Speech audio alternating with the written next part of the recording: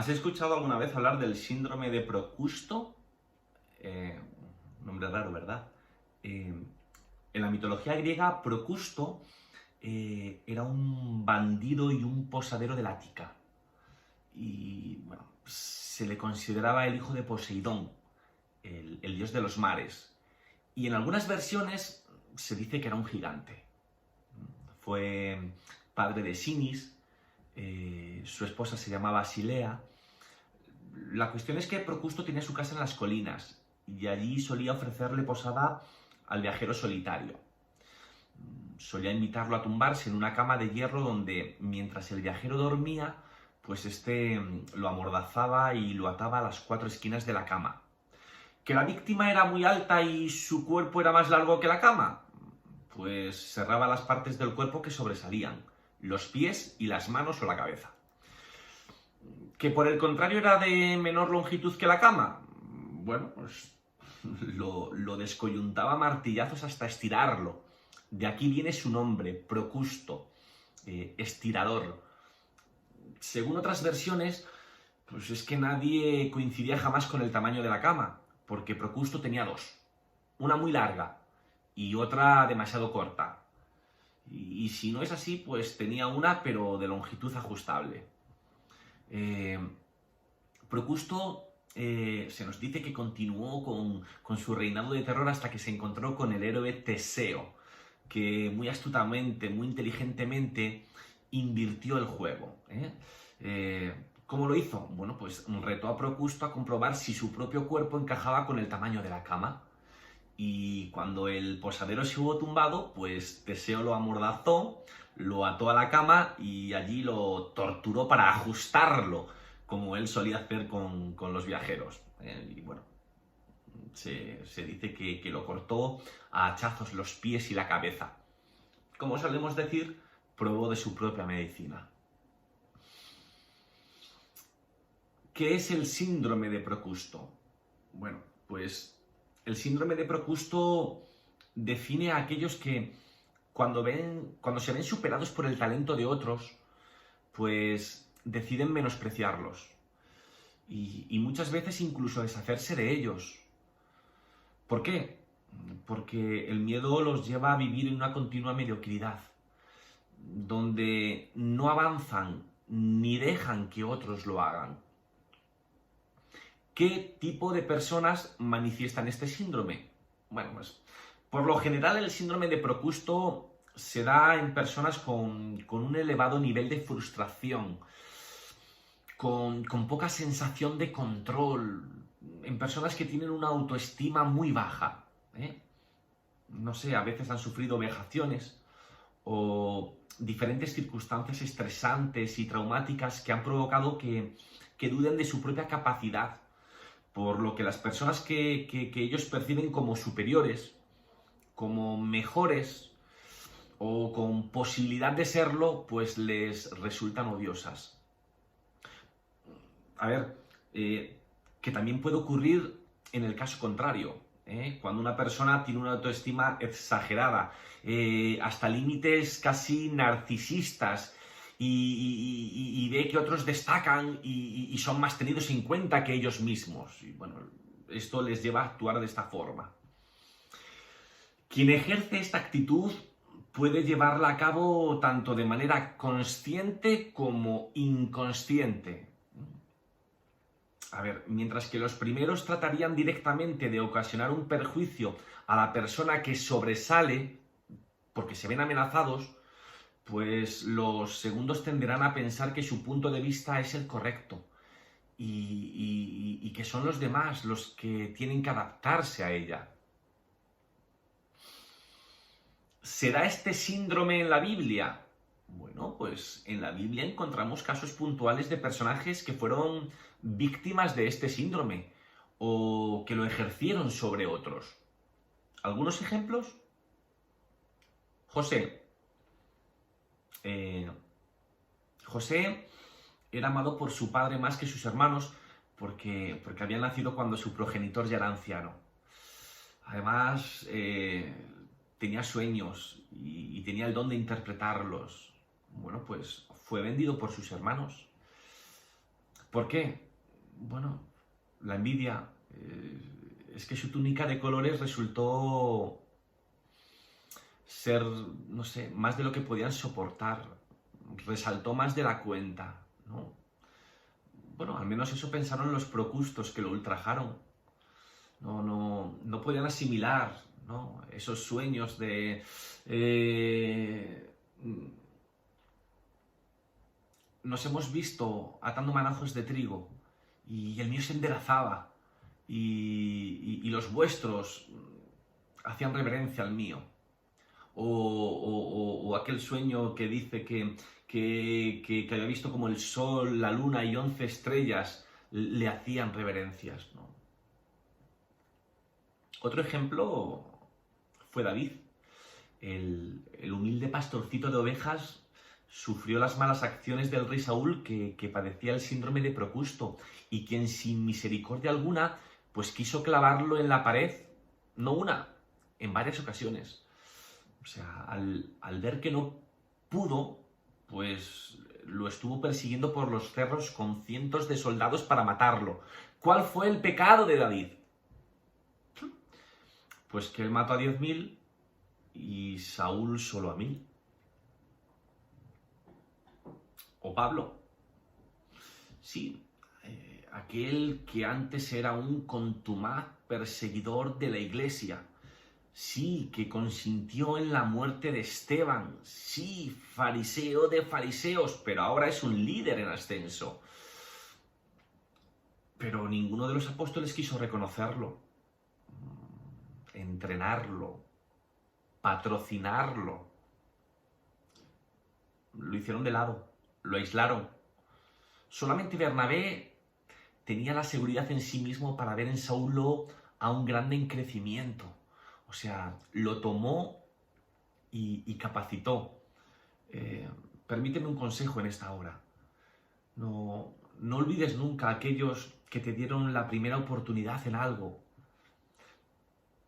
Tal vez aquella persona que vio en ti a alguien con posibilidades para formar parte del grupo de alabanza, o para estar con los niños, o para atender las mesas, o para predicar, para dar un estudio bíblico, no sé. Solemos olvidarnos muy pronto de estas personas y lo que su oportunidad supuso en nuestras vidas. O claro, el ejemplo por excelencia, Jesús, ¿no? Ese distinguido rabí, maestro, pero que no había pasado por las academias judías formales, pero sin embargo sobresalía hasta el punto que enseñaba como quien tiene autoridad. Es decir, con maestría, con poder, como uno que tiene el control de la situación. Bueno, pues tú lo sabes como yo. Fue acosado, calumniado, denigrado y asesinado ¿por quiénes? Pues por aquellos que se sintieron intimidados por él. Ahora, ¿qué dice la Biblia respecto al síndrome de Procusto? Nada. Al menos no específicamente. Recordemos que Procusto es un personaje de la mitología griega. Sin embargo, en las Sagradas Escrituras, en la Biblia, encontramos ciertas pautas que nos haría bien redescubrir para poder aplicar en nuestras vidas y en nuestros ministerios. Número 1. La característica principal de quienes ejercen liderazgo, al menos el cristiano, debe ser el servicio. Considerarnos a nosotros mismos siervos de los demás, esclavos de Dios, es un acto liberador. Ya Cristo lo dijo, ya Cristo lo declaró. Jesús en Marcos capítulo 10, versículos del 35 al 45, cuando esos hijos de Zebedeo, esos hermanos con un fuerte carácter, le reclaman un lugar preferencial y Jesús les da una consigna a los suyos. Entre vosotros no debe ser así, sino más bien el que quiera ser grande será vuestro servidor. En segundo lugar, los líderes cristianos, no me gusta ese término, pero bueno, los líderes cristianos debemos considerar al otro superior a uno mismo. Y lo sé, esto es una paradoja en una sociedad competitiva, pero nuestra esfera cristiana debería ser algo normal. Ya lo dijo Pablo en Filipenses capítulo 2, versículo 3, por favor, no hagáis nada por rivalidad o por orgullo, sino que con humildad, que cada uno de vosotros considere a los demás como mejores que él mismo. Tercero, como líderes eclesiales debemos procurar que a nuestro prójimo le vaya bien y cuando esto ocurra, pues alegrarnos. Ya lo decía mi maestro, es más fácil llorar con los que lloran que reír con los que ríen.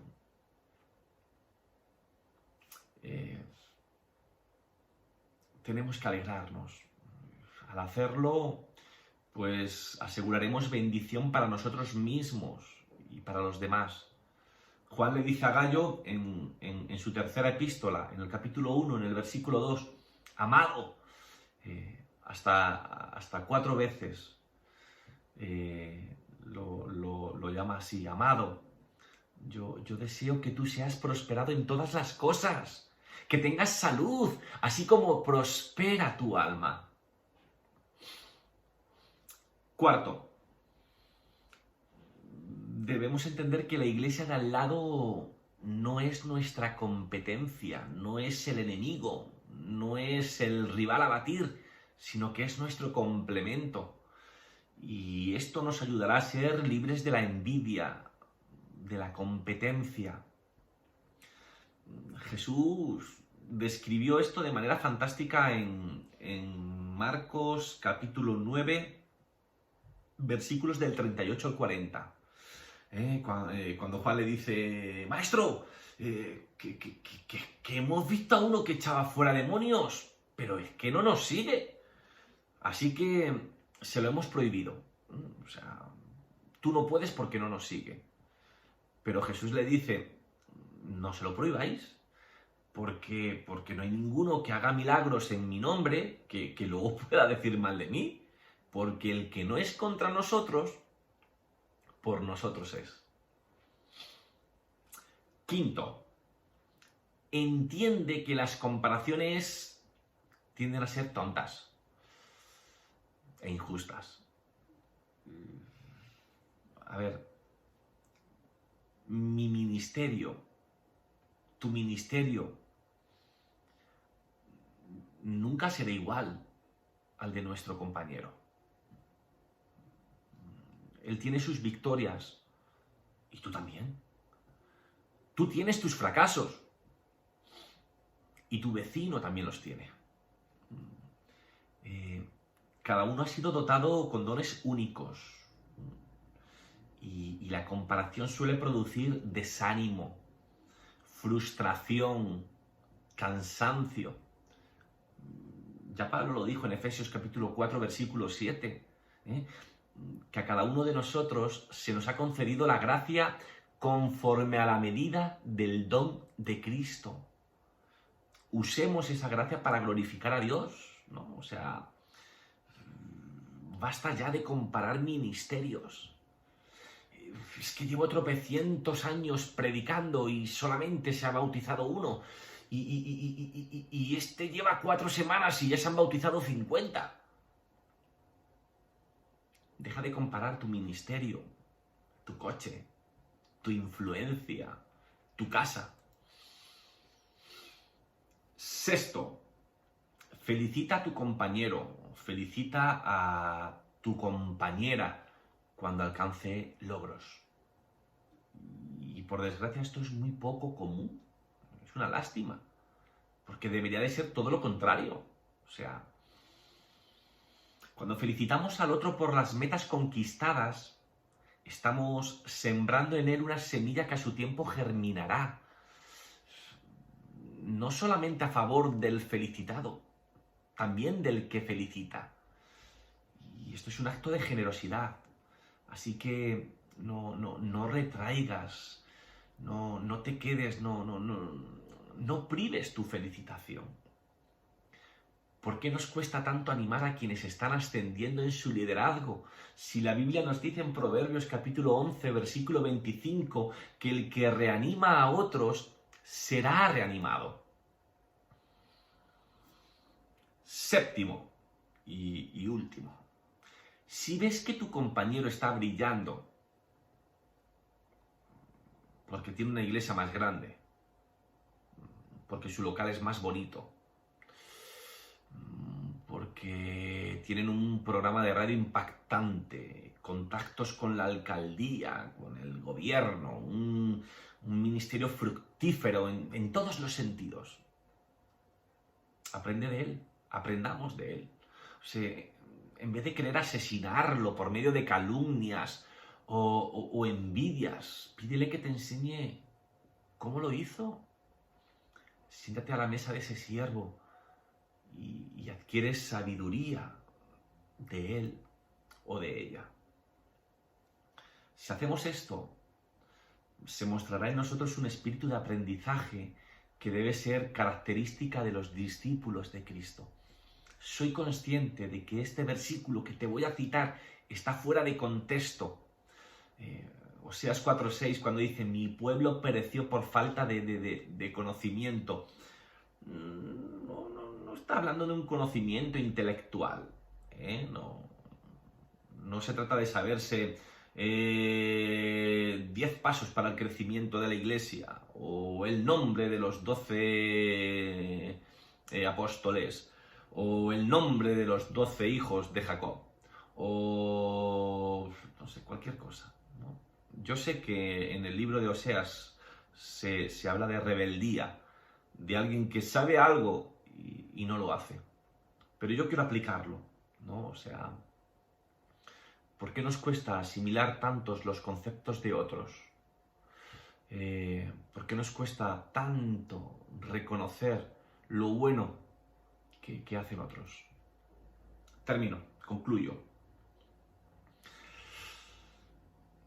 Por desgracia, el síndrome de Procusto en la iglesia es más común de lo que pensamos. Y ante todo es importante reconocerlo en nosotros primero, para luego poder verlo en los demás. ¿Recuerdan eso de quítate la viga de tu ojo para poder sacar la paja del ojo de tu hermano?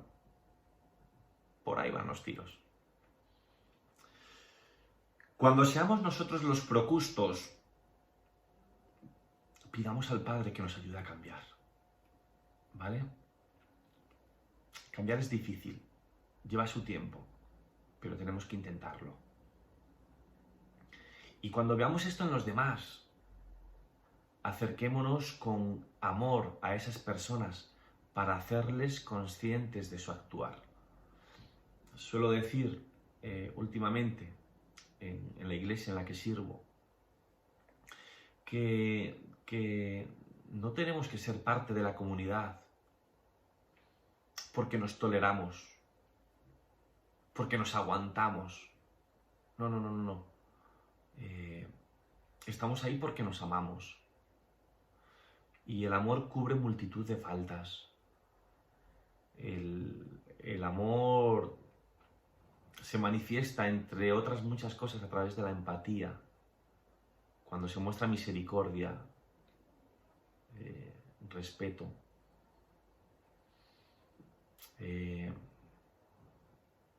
Cuando somos pacientes. A ver, si estas personas no quieren cambiar, tú no te tienes que preocupar, porque al advertirles de su conducta, has actuado como una atalaya.